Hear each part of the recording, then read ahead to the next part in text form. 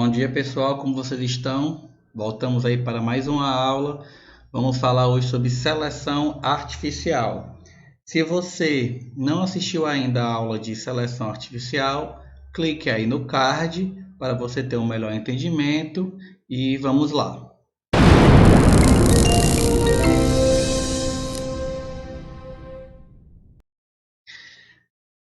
Nós vamos trabalhar hoje 4 questõezinhas, tá ok? A primeira questão, ela é da PUC Campinas. Ela tem o seguinte enunciado: leia atentamente a afirmação abaixo sobre produtos transgênicos. Alimentos transgênicos são aqueles geneticamente modificados com alteração do código genético. A afirmação então ele está afirmando que todo transgênico são alimentos modificados e você vai ter uma mudança no código genético, tá?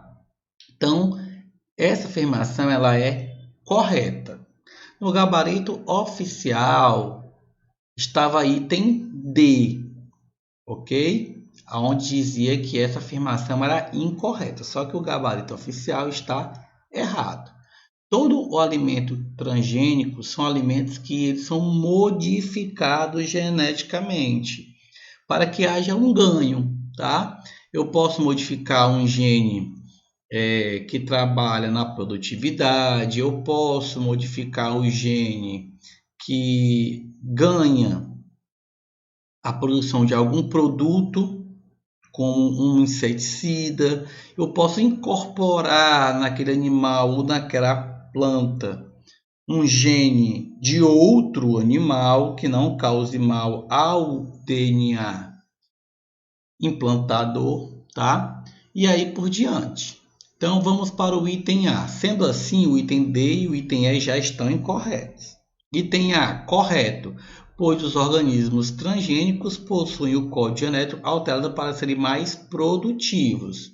Ok, eles podem ser alterados para serem mais produtivos, mas não só isso, tá? Eu posso ganhar vários tipos de características, certo? São feitos testes de várias formas. Por exemplo, há testes em plantas com a implantação de um gene de uma água-viva fluorescente. Com qual objetivo? Para essa planta à noite ficar fluorescente, para afastar agentes, tá?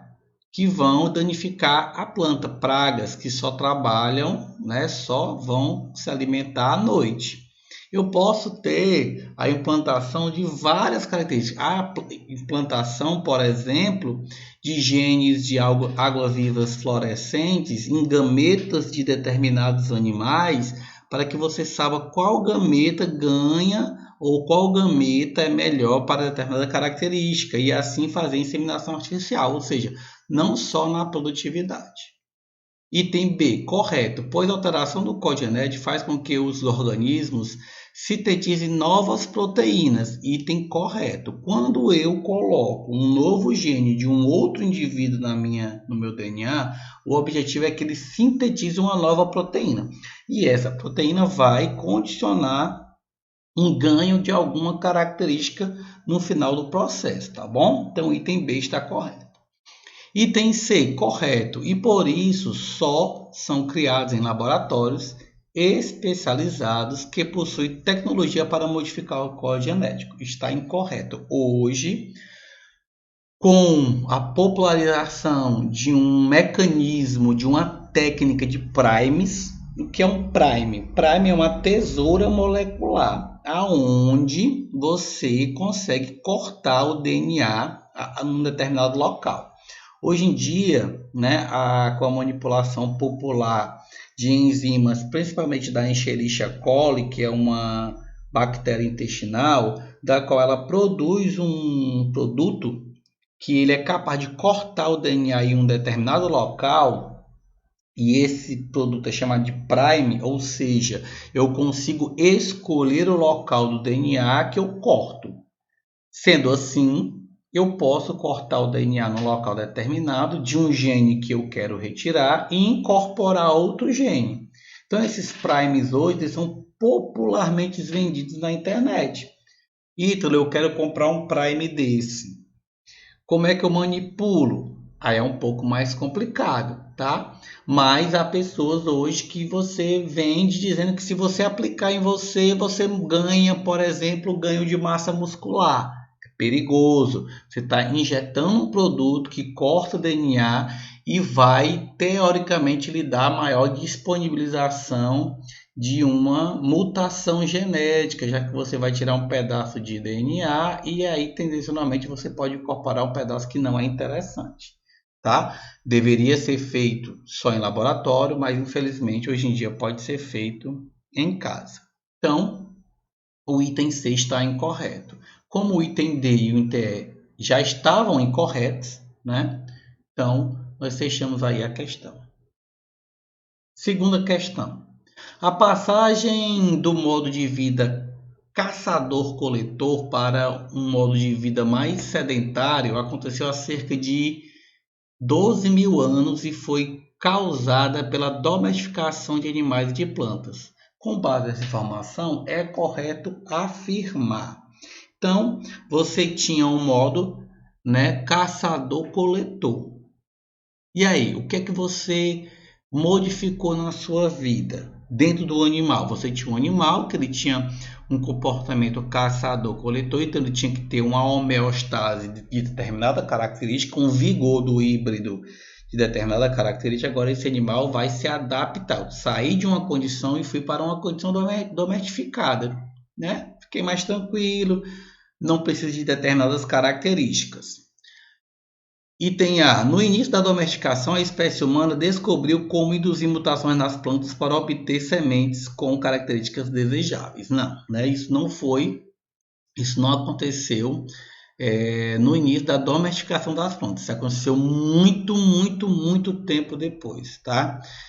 Vamos pegar aqui o exemplo do milho, que foi domestificado, né, e usado por muitas populações incas, astecas, do qual ele tinha espigas curtas, espigas falhadas, espigas com coloração diferente. Ao longo do tempo foi feito seleções, né? Na Europa eu tinha cenouras laranjas, roxas, marrons, e aí se observou que as laranjas eram mais propensas à nutrição humana, já que ela ajuda a fabricação de vitamina A, né? O beta-caroteno se transforma em 2 moléculas de vitamina A. Então, isso aí foi feito ao longo do tempo, tá? Então, o item está incorreto.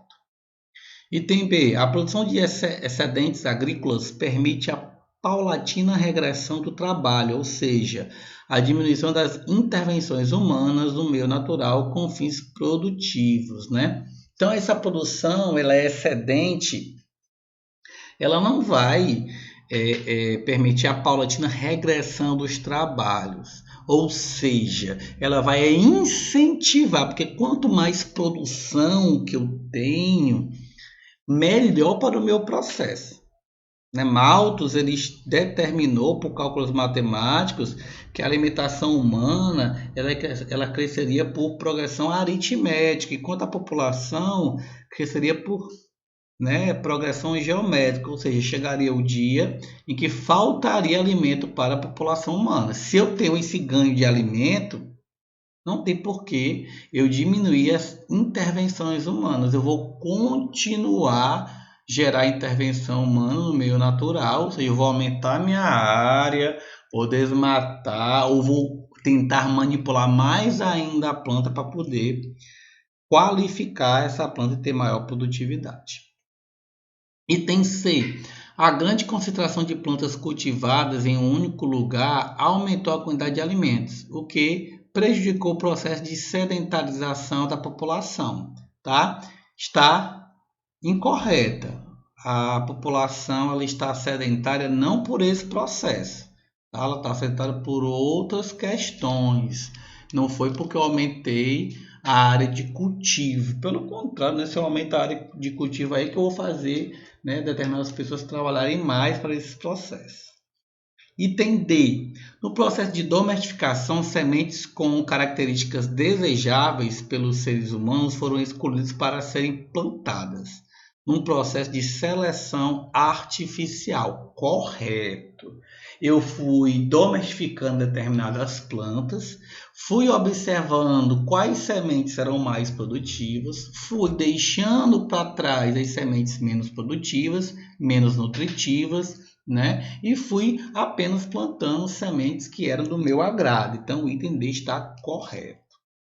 Item E, a chamada Revolução Neolítica permitiu o desenvolvimento da agricultura e do pastoreio, garantindo a eliminação progressiva das relações sociais escravagistas. Pelo contrário, né? Quanto maior a área que eu tinha que plantar, mais gente eu precisava. Então eu ia lá, pegava uma tribo, né, uma comunidade próxima a mim, escravizava essa população para poder trabalhar para mim. Ok? Então, segunda questão, item D. Terceira questão. Pela manipulação genética, macho dos Aedes aegypti, mosquito vetor da dengue, criados em laboratório, receberam um gene modificado que produz uma proteína que mata a prole do seu cruzamento. Tá? E aí? Que característica é essa? Item A. Os machos modificados não conseguirão fecundar as fêmeas. Não, né? Eles vão conseguir fecundar, tá? Ele não vai conseguir, o ovo, ele não vai conseguir se desenvolver. A fêmea vai ter a relação, vai se sentir estimulada a pôr os ovos, mas esses ovos não vão, tá? Se desenvolver, eles não vão eclodir. Então eu vou diminuir assim o sucesso reprodutivo. Ela vai gastar o tempo dela, vai colocar lá seus 2.000 ovos por postura, vai embora e esses ovos nunca vão eclodir, tá? Então o item A está incorreto. Item B. Os machos modificados não obtiveram sucesso reprodutivo. Exatamente. Hoje há várias técnicas, né? E uma técnica muito promissora é essa. Aí eu soltar na natureza machos que são incapazes de desenvolver filhos, né? Se eu jogasse na natureza machos que não reproduziam, que não tinham postura, essas fêmeas iam ser estimuladas a procurar machos que tinham postura. Então, esse macho ele consegue reproduzir do ponto de vista de cópulas, né? De fecundação, mas não consegue reproduzir do ponto de vista de fertilização. Eu não me desenvolvo meus filhos. Então, o item B está correto. Os machos eles não vão obter sucesso reprodutivo, ou seja, eu vou diminuir a quantidade de filhotes no meu ambiente. Item C. Os machos modificados possuem genes que impedem a infecção do mosquito. Está incorreto, né? O mosquito continua infectando. Então, uma fêmea que está com o vírus da dengue, ela continua, né, chupando o sangue de pessoas sadias e contaminando essas pessoas. Só que como ela tem uma vida curta, ela não vai ter filhos, então aquele ciclo dela vai ser interrompido ali. Item D. A inserção de novos mosquitos aumentará a quantidade de mosquitos imunes ao vírus, né? Está incorreto. Esses mosquitos não são imunes aos vírus, eles continuam proliferando. Item E. O número de machos modificados crescerá com as gerações. Não crescerá porque os machos, né, não vão estar fecundando os ovos reprodutivos, assim eles não vão desenvolver novos filhotes. Quarta questão. O ser humano é responsável pela seleção de características, por exemplo, tipo de cor de pelagem dos animais domésticos, muitos dos quais não eram observadas nos indivíduos selvagens da espécie. Cientistas das universidades de Uppsala, Suécia e Durham, Reino Unido, explicam que o homem selecionou de forma ativa e proporcionou aos animais domésticos com pelagens curiosas. A partir de suportes diferentes, os quadrinhos e o texto apresentam abordagem do mesmo tema, o que se refere à seleção. Então aqui eu tenho um quadrinho do Banzé falando um pouco da Arca de Noé, né? Tá um pouquinho ruim da gente fazer a leitura, mas eu vou ler para você, tá? A Arca de Noé está afundando, precisamos fazer alguma coisa. Vamos aliviar os nossos pesos. Então, aí você vê ali Noé jogando vários animalzinhos com características um pouco estranhas, né, para fora. Se ele está fazendo isso, ele está fazendo uma seleção natural? Não, porque aí não foi o ambiente que selecionou. Direcional? Não, porque ele não está procurando indivíduos com características únicas, né? Você vê aí que você tem um misto de animais. Ele está fazendo uma seleção artificial. Eu estou jogando vários grupos de animais com características indesejáveis. Estabilizadora também não, ele não está procurando o meio termo, ele está procurando os extremos. Cromatográficas? Não, porque ele não está procurando aí uma característica de cor, né? E sim uma característica de padrão, né? Uma característica artificial. Então, nós temos aí item C como correto. Foi um prazer, pessoal, estar com vocês, tá? Agradeço muito a presença. Espero que vocês assistam um vídeo que fala um pouquinho de seleção artificial, tá bom? Nós vamos passar as atividades aí no Google Classroom e até a próxima aula.